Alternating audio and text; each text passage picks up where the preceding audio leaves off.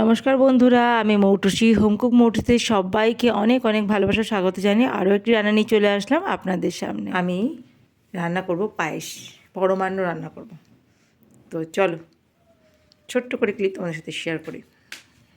2 packet দুধ আমি কেটে নিয়েছি, 1/2 লিটারের প্যাকেট, 1 লিটার দুধের বানাবো আমি।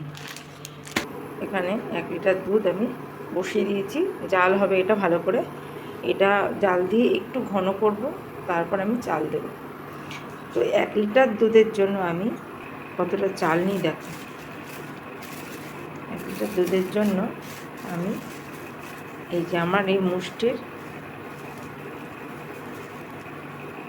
1 মুষ্টি চাল, ঠিক আছে।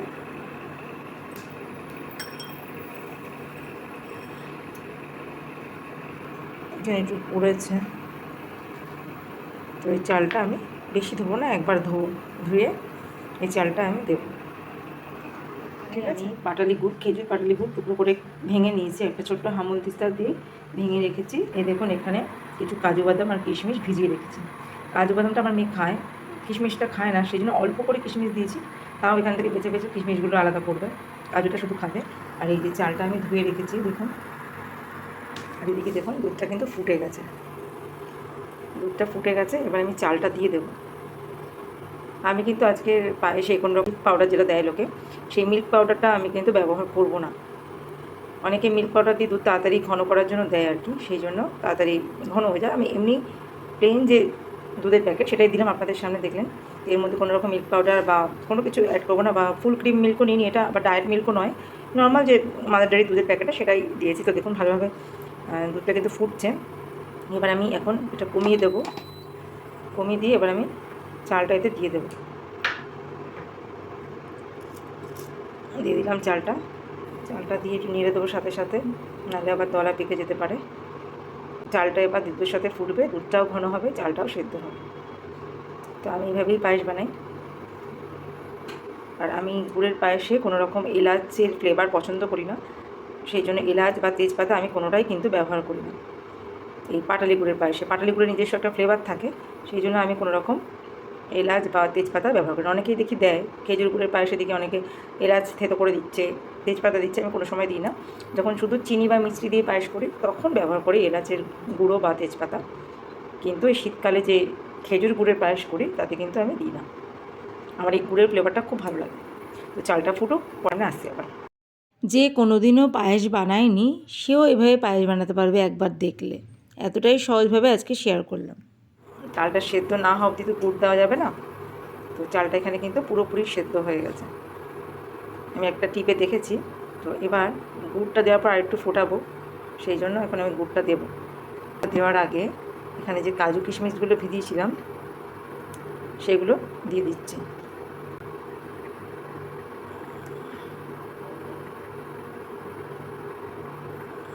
তো দেখো আমি গুড়টা দিয়ে দিচ্ছি এখন। গুড়টা একটু ভেঙেছি, আর বাকিটা গলে যাবে। প্রথমে আমি এটুকু দিলাম, পরে লাগলে আবার দেবো। আমি আন্দাজে ভেঙেছি, কত গ্রাম জানি না, তারপর টেস্ট করে যদি লাগে আবার দেবো। প্রথমেই আমি এরকম দুটো চাকা দিলাম।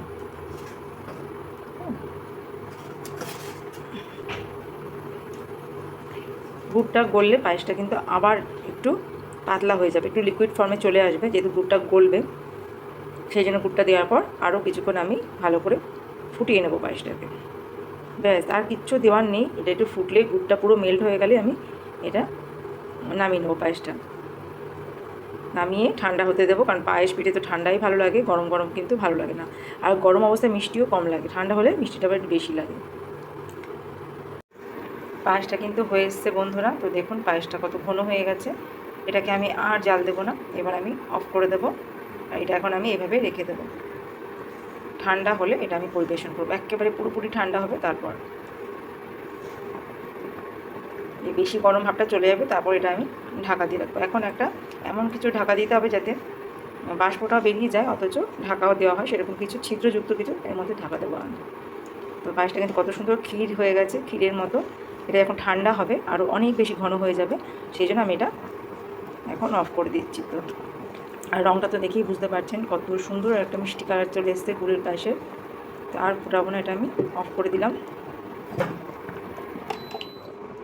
তো হয়ে গেল আমার খুব সহজ পদ্ধতিতে গুড়ের পায়েস।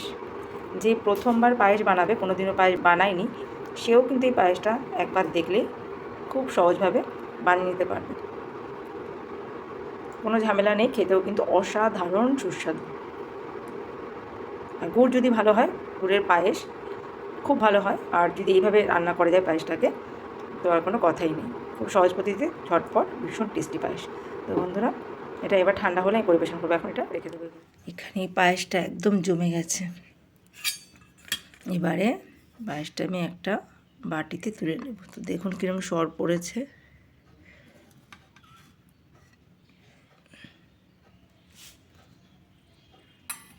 আমি একটা কাঁসার বাটির মধ্যে পায়েসটা পরিবেশন করছি। আর এটা পরের দিন সকালকার ভিডিও। পিঠে পায়েস সাধারণত বাসি খেতেই বেশি ভালো লাগে, ঠান্ডা হয়ে গেলে এটা বেশি সুস্বাদু হয়ে ওঠে আমার মনে হয়। তো দেখুন পায়েসটা কত সুন্দর দেখতে হয়েছে। তো বন্ধুরা, শীত চলে যাওয়ার আগে আরও একবার খুব সহজ পদ্ধতিতে এইভাবে গুড়ের পায়েস বানিয়ে নিন। তো খুব সহজ একটা পায়েসের রেসিপি শেয়ার করলাম, গুড়ের পায়েস। যদি ভালো লাগে ভিডিওতে একটা লাইক দিয়ে কমেন্ট করে জানাবেন। ভালো থাকবেন সবাই। একটু কাজু কিশমিশ ছড়িয়ে দিচ্ছি, দেখতে ভালো লাগবে তাই।